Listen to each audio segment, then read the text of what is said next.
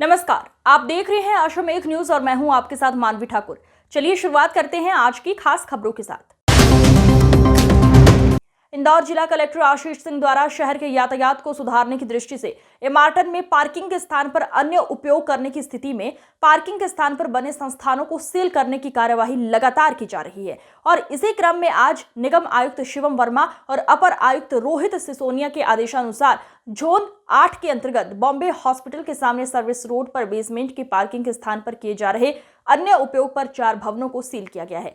इस service road पर बड़ी संख्या में आईडीए के आवासीय प्लाटों पर होटल बने हुए थे।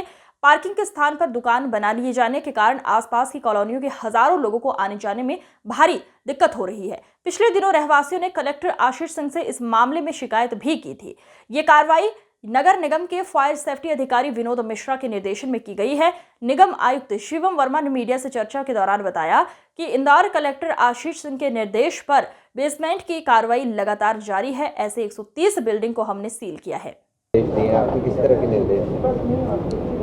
देखिए, बेसमेंट पे जो कार्रवाई हो रही है उसका उद्देश्य ये है कि जो जगह पार्किंग के लिए प्रयोग होनी थी वो किसी अन्य चीज़ के लिए प्रयोग हो रही है और जो ट्रैफिक में बाधा का कारण बन रही है। इसलिए जितने भी बेसमेंट जो पार्किंग के लिए यूज़ होने थे उन सबको हमने नोटिस दिया है कि उनको वापस पार्किंग में कन्वर्ट किया जाए।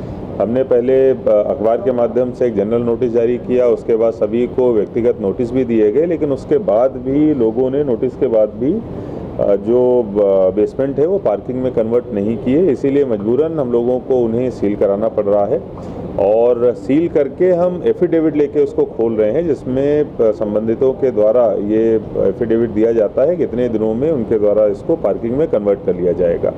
तो जो मुख्य उद्देश्य है वो पार्किंग में कन्वर्जन है, जिस पे हम लोग फोकस कर रहे हैं। नगर निगम की तरफ से एक टीम भी बनाई गई है इंजीनियर्स की, जो इस चीज़ को सुपरवाइज कर रही है। और अगर 15-20 दिन या एफिडेविट में जो समय सीमा लिखी है, अगर उसमें पार्किंग में वापस कन्वर्ट नहीं किया जाता है उस जगह को, तो उसको तोड़ने की भी, उसको वापस सील करने की कार्रवाई भी करी जाएगी।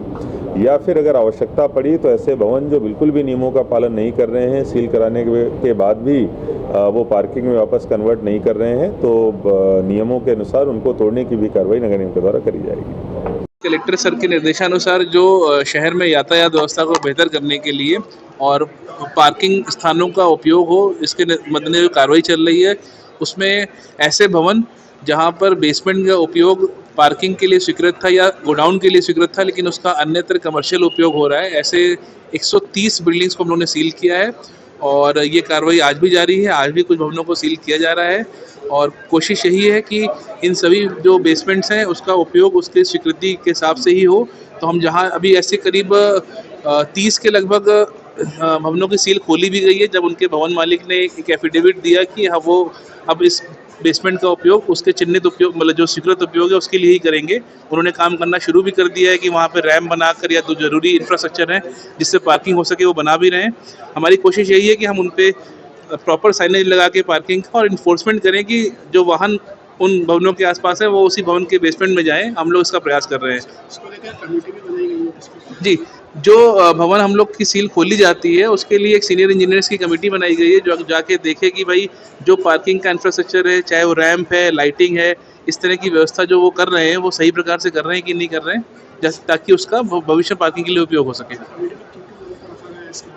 इसमें हमारे जो बिल्डिंग ऑफिसर, जो हमारे हेडक्वार्टर के बिल्डिंग ऑफिसर हैं, जो हमारे कॉलोनी सेल के अन्य जो दूसरे हमारे सीनियर इंजीनियर्स हैं, उनको ही रखा गया है इसमें।